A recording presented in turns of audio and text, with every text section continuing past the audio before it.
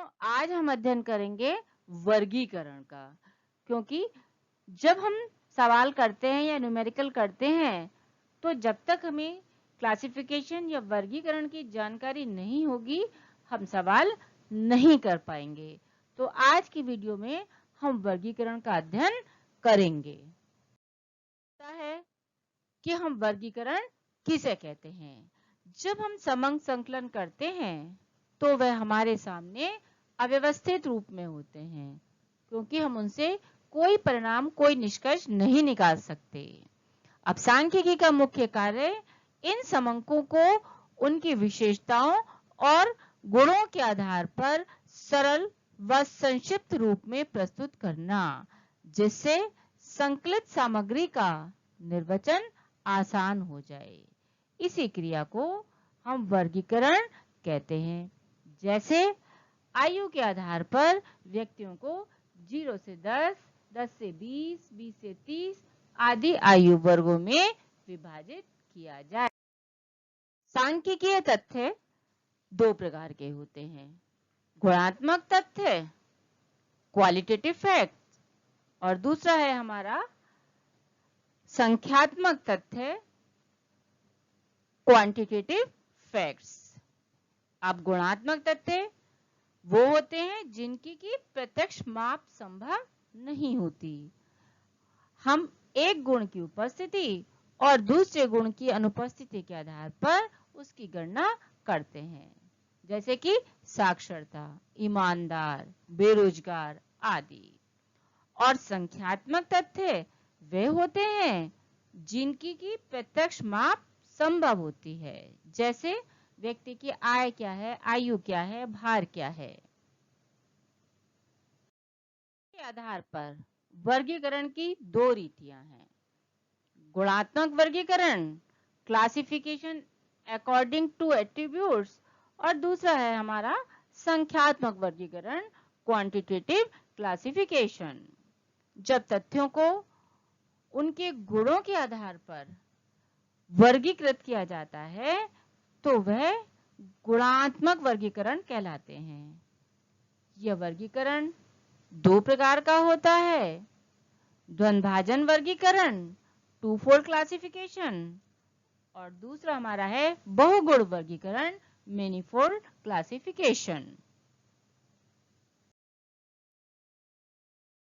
जब तथ्यों को एक गुण की उपस्थिति और दूसरे गुण की अनुपस्थिति के आधार पर दो वर्गों में बांटा जाता है तो वह द्वंद्वभाजन वर्गीकरण कहलाता है। जैसे निवास के आधार पर जनसंख्या को हम दो भागों में बांट दें, शहरी और ग्रामीण, तो एक हम टेबल के माध्यम से भी हम इसे देख सकते हैं कि कुल जनसंख्या है n, इसे हमने दो भागों में बांट दिया, शहरी अर्बन और दूसरी है हमारी ग्रामीण रूरल। शहरी को हमने ए से डिनोट करेंगे और ग्रामीण को हम अल्फा से डिनोट करेंगे। दूसरा है हमारा बहुगुण वर्गीकरण। जब तथ्यों को एक से अधिक गुणों के आधार पर वर्गीकृत किया जाता है, जिससे दो से अधिक वर्ग बनते हैं। पहले एक गुण के आधार पर दो वर्ग बनाए जाते हैं, फिर किसी अन्य गुण के आधार पर प्रत्येक वर्ग के दो उपवर्ग बनाए जाते हैं। इस प्रकार दो से अधिक वर्ग और उपवर्ग बनते हैं, उसे हम बहुगुण वर्गीकरण कहते हैं। जैसे किसी स्थान की जनसंख्या को तीन गुणों निवास के आधार पर शहरी ग्रामीण, साक्षरता और रोजगार के आधार पर वर्गीकृत किया जाए।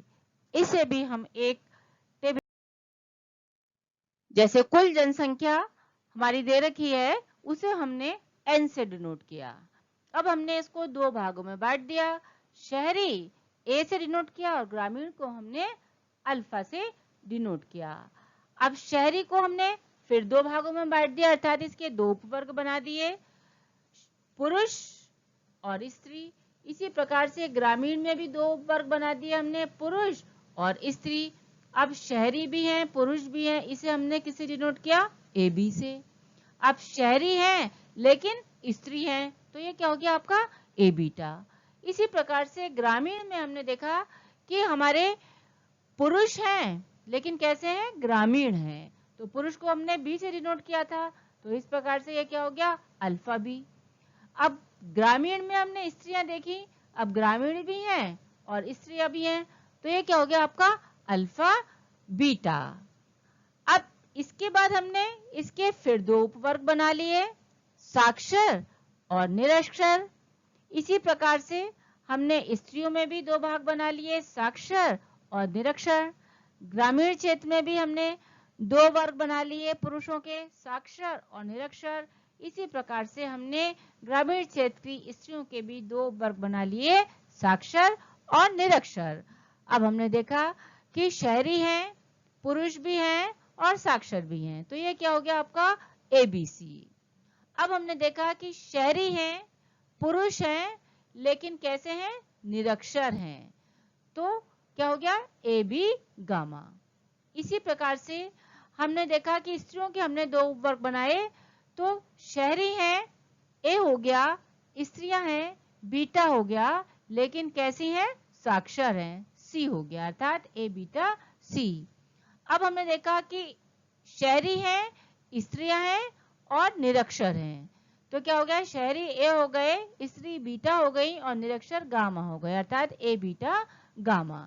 इसी प्रकार से हमने देखा कि ग्रामीण क्षेत्र में जो पुरुष हैं और वो कैसे हैं, साक्षर हैं, अर्थात ग्रामीण भी हैं, पुरुष भी हैं और साक्षर भी हैं, तो क्या हो गया ये अल्फा BC। अब ग्रामीण क्षेत्र में हमने देखा पुरुष हैं और वो कैसे निरक्षर हैं, तो ये क्या हो गया अल्फा B गामा। इसी प्रकार से ग्रामीण क्षेत्र में जो स्त्रियां थी उन्हें भी हमने दो भागों में बांटा, साक्षर और निरक्षर। अब ग्रामीण है अल्फा हो गई, स्त्रियां हैं बीटा हो गई, लेकिन कैसी हैं, साक्षर हैं, तो ये क्या हो गया सी हो गया। और तीसरा हमने देखा कि ग्रामीण स्त्रियां हैं और निरक्षर भी हैं, तो ये क्या हो गया अल्फा बीटा गामा। बच्चों ये जो आपका टेबल है, ये आगे जब आप एसोसिएशन का चैप्टर पढ़ेंगे तो उसके अंदर भी यह बहुत काम आएगी कि हम किसको ए माने, किसको अल्फा माने, किसको ए बी माने, किसको ए बीटा माने। हम देखेंगे संख्यात्मक वर्गीकरण, क्वांटिटेटिव क्लासिफिकेशन। अब वे तथ्य जिनकी प्रत्यक्ष माप संभव होती है, जैसे व्यक्ति की आय क्या है, आयु क्या है, भार क्या है, ये सब संख्यात्मक वर्गीकरण कहलाते हैं। ऐसे तथ्यों को उनकी विशेषताओं के अनुसार विभिन्न वर्गों में बांटा जाता है। उदाहरण के लिए यदि हम देखें कि आयु वर्ग दे रखे हैं और विद्यार्थियों की संख्या दे रखी है, नंबर ऑफ स्टूडेंट। अब आयु वर्ग दे रखे हैं जैसे कि 0 to 10, इसकी आवृत्ति कितनी है 7, 10 to 20 की 12, 20 to 30 की 20, 30 to 40 की 30, 40 to 50 की 21 और 50 to 60 की 10। तो इस प्रकार से हमने आयु वर्गों में बांटा, तो ये इनकी प्रत्यक्ष माप संभव है, इसलिए इसे हम संख्यात्मक वर्गीकरण के नाम से जानते हैं। अब हमने देखा कि संख्यात्मक वर्गीकरण तो हमने देखे, लेकिन संख्यात्मक वर्गीकरण के अंतर्गत कुछ पारिभाषिक शब्दावली का प्रयोग किया जाता है। जैसे कि हम देखें कि सबसे पहले हमारी आती हैं वर्ग सीमाएं, क्लास लिमिट्स। अब हम देखें कि प्रत्येक वर्ग की दो सीमाएं होती हैं, लोअर लिमिट और अपर लिमिट। लोअर लिमिट निम्नतम सीमा और अपर लिमिट उच्चतम सीमा। लोअर लिमिट को हम L1 से डिनोट करते हैं और अपर लिमिट को हम L2 से डिनोट करते हैं। जैसे कि हम देखें कि ये क्लास इंटरवल दे रखे हैं और नंबर ऑफ स्टूडेंट्स दे रखे हैं। अब क्लास इंटरवल जैसे कि हमने पहला क्लास इंटरवल है हमारा 0 to 10, तो 0 क्या हो गई, इसकी लोअर लिमिट हो गई, और 10 क्या हो गई, अपर लिमिट हो गई, L2 हो गई। इसी प्रकार से 10 से 20 में 10 L1 हो गई, लोअर लिमिट हो गई, और जो 20 है, जो 20 है, वो हमारी L2 हो गई। इसी प्रकार से 20 से 30 में 20 L1 हो गई, 30 L2 हो गई। 30 to 40 में 30 L1 हो गई और 40 L2 हो गई। इसी प्रकार से 40 to 50 में 40 L1 हो गई और 50 हमारी L2 हो। इसके बाद हमारा आता है वर्ग विस्तार, मैग्नीट्यूड ऑफ क्लास इंटरवल। अब प्रत्येक वर्गांतर की ऊपरी व निचली सीमा के अंतर को वर्ग विस्तार कहते हैं।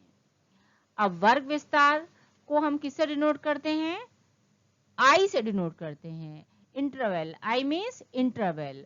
I is equal to L2 minus L1, अर्थात अपर लिमिट में से लोअर लिमिट को हम माइनस कर दें तो हमें क्या पता चल जाएगा? वर्ग विस्तार पता चल जाएगा। जैसे कि हमने देखा पहले वाला क्लास इंटरवल था 0 to 10, 10 to 20। अब 0 to 10 की अपर लिमिट हमारी क्या हो गई? 10, लोअर लिमिट क्या हो गई? 0। 10 में से 10 माइनस 0 बराबर क्या आ गया? आपका 10 आ गया। तो इस प्रकार से हम अपर लिमिट में से लोअर लिमिट माइनस करके इंटरवल ज्ञात कर लेते हैं।